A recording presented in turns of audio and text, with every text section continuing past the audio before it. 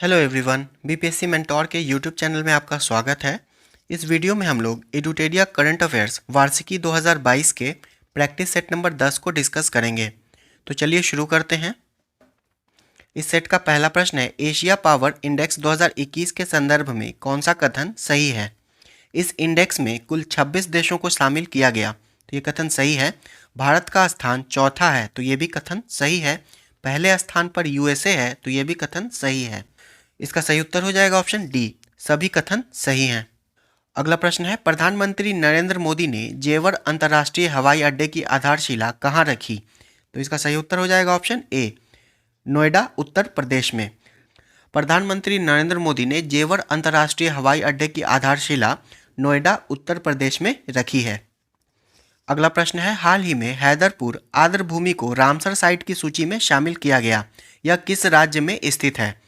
तो इसका सही उत्तर हो जाएगा ऑप्शन बी, उत्तर प्रदेश में। हैदरपुर आर्द्रभूमि उत्तर प्रदेश में स्थित है और ये भारत का 47वां आर्द्रभूमि स्थल है। अगला प्रश्न है, अक्टूबर 2021 में भारत ने किस देश के साथ मित्र शक्ति 2021 संयुक्त सैन्य अभ्यास का आयोजन किया। तो इसका सही उत्तर हो जाएगा ऑप्शन डी, श्रीलंका के साथ।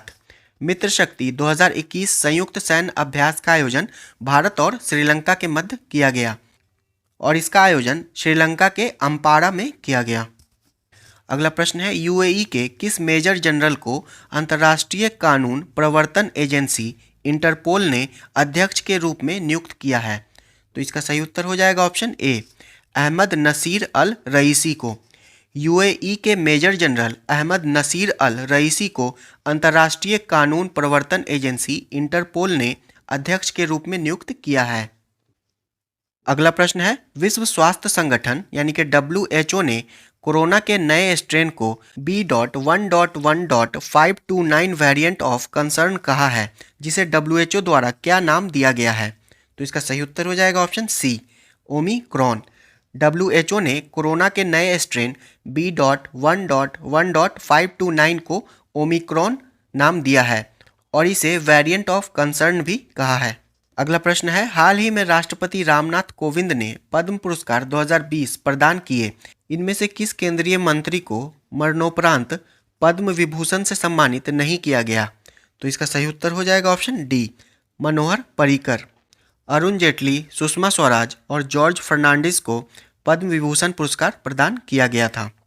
अरुण जेटली भारत के पूर्व वित्त मंत्री थे, जॉर्ज फर्नांडिस भारत के पूर्व रक्षा मंत्री थे और सुषमा स्वराज भारत की पूर्व विदेश मंत्री थीं और मनोहर पर्रिकर भी भारत के पूर्व रक्षा मंत्री थे। अगला प्रश्न है, हाल ही में किस राज्य ने नई जनसंख्या नीति 2021 से 30 की घोषणा की है। तो इसका सही उत्तर हो जाएगा ऑप्शन डी, उत्तर प्रदेश ने।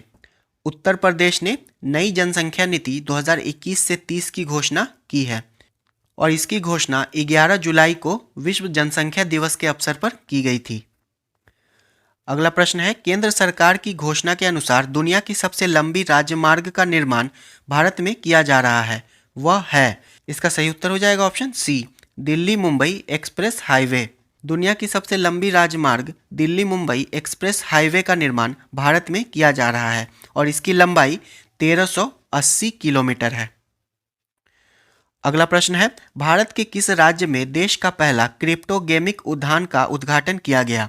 तो इसका सही उत्तर हो जाएगा ऑप्शन ए, उत्तराखंड में।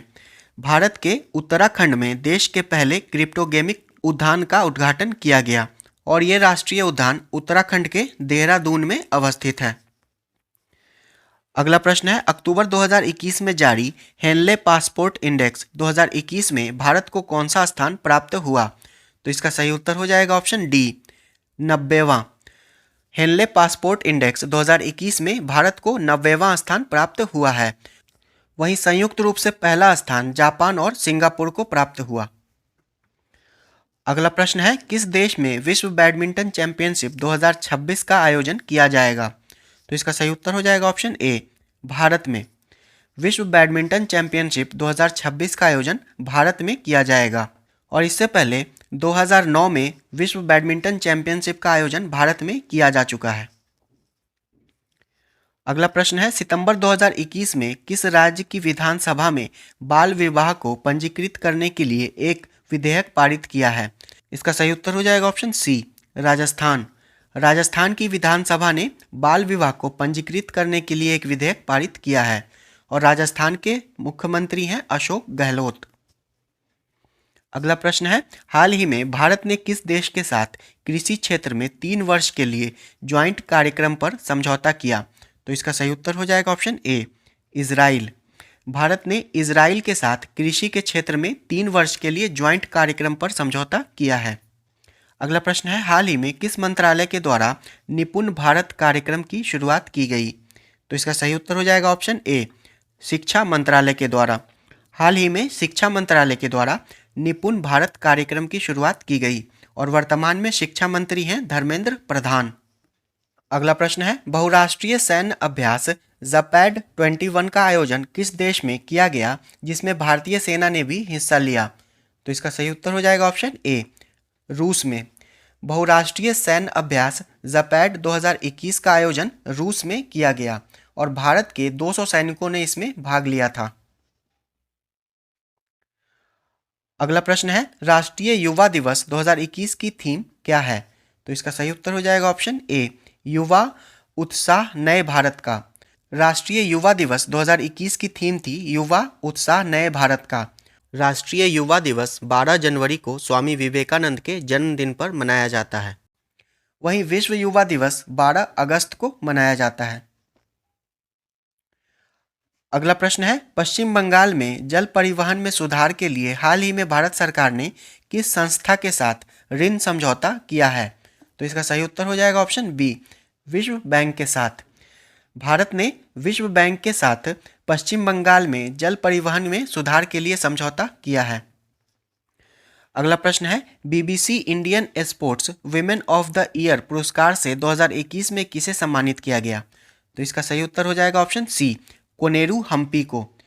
BBC Indian sports women of the year पुरस्कार 2021 से कोनेरू हम्पी को सम्मानित किया गया और इनका संबंध चेस से है। अगला प्रश्न है, दुनिया की सबसे बड़ी तैरती हुई सौर ऊर्जा परियोजना का निर्माण किस नदी पर किया गया? तो इसका सही उत्तर हो जाएगा ऑप्शन सी, नर्मदा नदी पर। दुनिया की सबसे बड़ी तैरती हुई सौर ऊर्जा परियोजना का निर्माण नर्मदा नदी पर किया गया मध्य प्रदेश में और इसकी क्षमता 600 मेगावाट है। अगला प्रश्न है, हाल ही में किस राज्य सरकार ने युवाओं को आत्मनिर्भर बनाने हेतु लॉन्च पैड योजना की शुरुआत की है?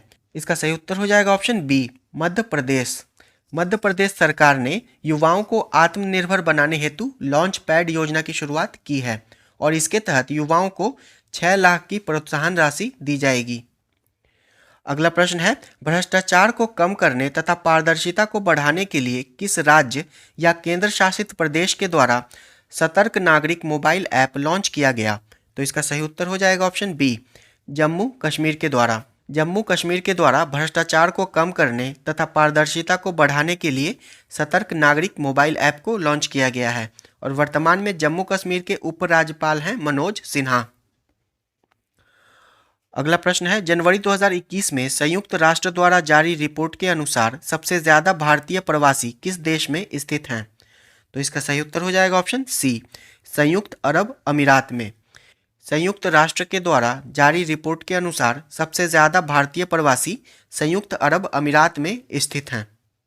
वहीं दुनिया में सबसे ज्यादा प्रवासी अमेरिका में रहते हैं।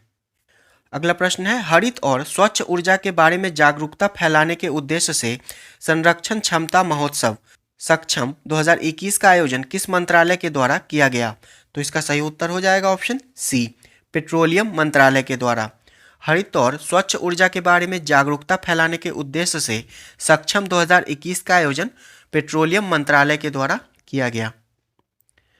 अगला प्रश्न है, हाल ही में रेलवे बोर्ड के नए अध्यक्ष एवं सीईओ के रूप में किसे नियुक्त किया गया है? तो इसका सही उत्तर हो जाएगा ऑप्शन बी, सुनीत शर्मा को। सुनीत शर्मा को रेलवे बोर्ड के नए अध्यक्ष एवं सीईओ के रूप में नियुक्त किया गया है और रेलवे बोर्ड की स्थापना 1905 में की गई थी। अगला प्रश्न है, हाल ही में प्रकाशित पुस्तक द लाइट ऑफ एशिया किसके द्वारा लिखी गई है?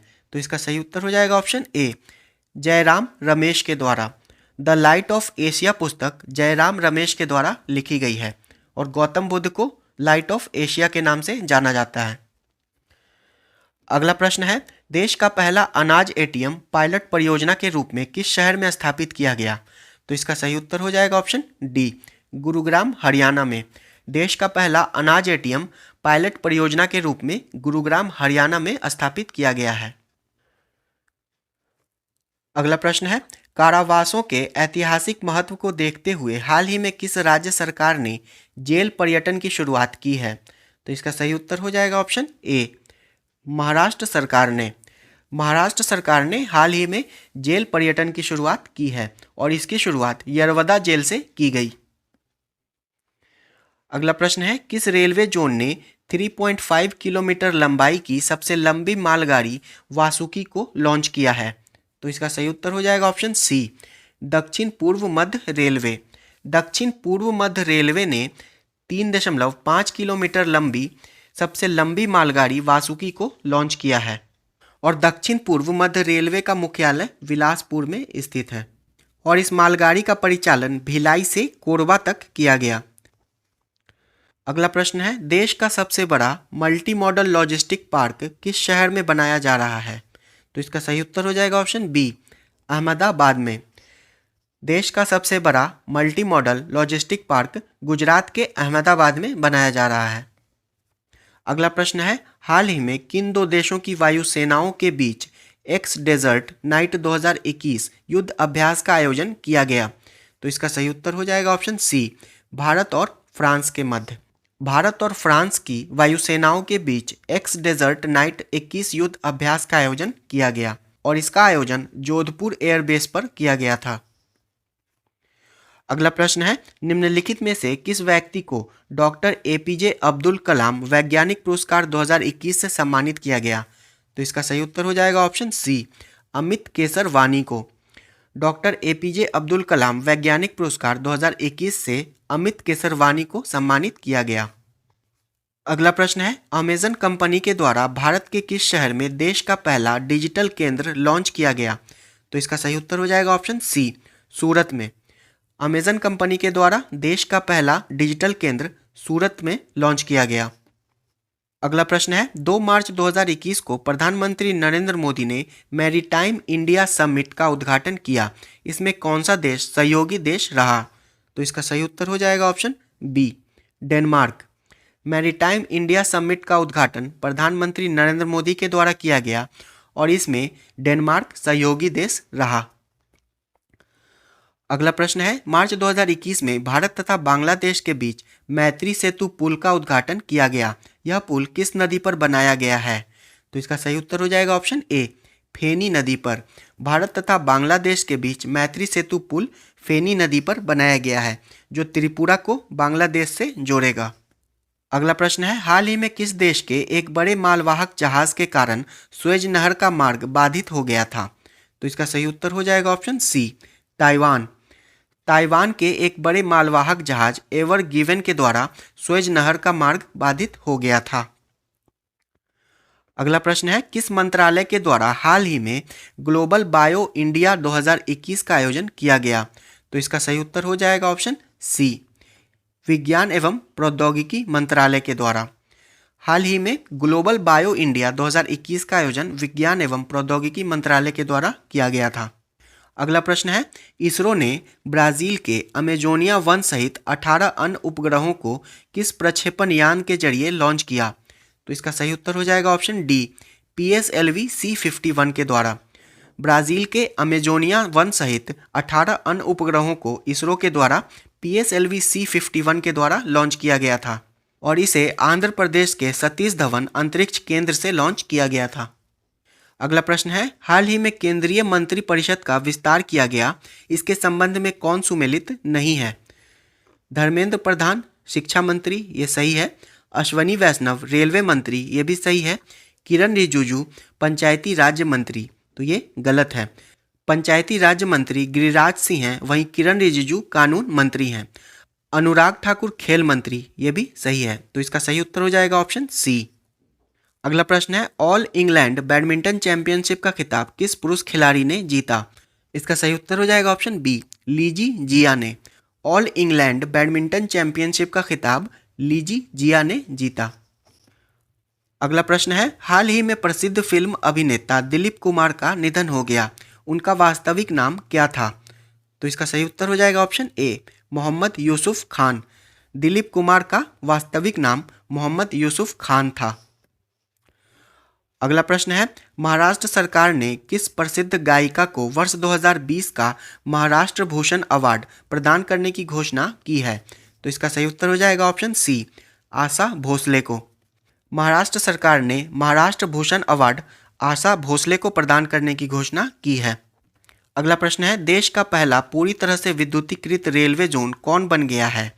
तो इसका सही उत्तर हो जाएगा ऑप्शन बी, पश्चिमी मध्य रेलवे।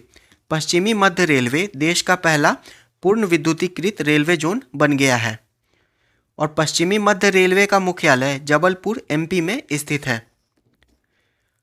अगला प्रश्न है, जम्मू कश्मीर में दुनिया का सबसे ऊंचा रेलवे आर्क ब्रिज का निर्माण किस नदी पर किया गया? तो इसका सही उत्तर हो जाएगा ऑप्शन बी, चिनाब नदी पर। जम्मू कश्मीर में दुनिया का सबसे ऊंचा रेलवे आर्क ब्रिज चिनाब नदी पर निर्मित किया गया है और इसकी ऊंचाई 359 मीटर है। अगला प्रश्न है, निम्नलिखित में से किस देश में भारतीय इंदिरा गांधी सांस्कृतिक केंद्र द्वारा संस्कृत लर्निंग ऐप लिटिल गुरु को लॉन्च किया गया? तो इसका सही उत्तर हो जाएगा ऑप्शन बी, बांग्लादेश में। बांग्लादेश में इंदिरा गांधी सांस्कृतिक केंद्र के द्वारा संस्कृत लर्निंग ऐप लिटिल गुरु को लॉन्च किया गया है। अगला प्रश्न है, चीन पर निर्भरता को कम करने के लिए भारत ने किस देश के साथ SCRI पहल शुरू की है?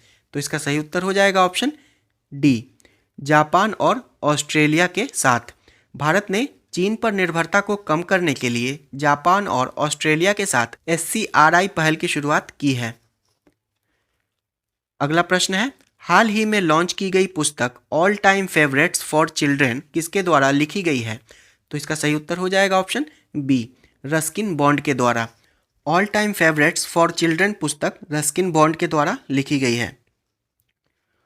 अगला प्रश्न है, टोक्यो ओलंपिक 2020 के संबंध में कौन सा कथन सत्य है?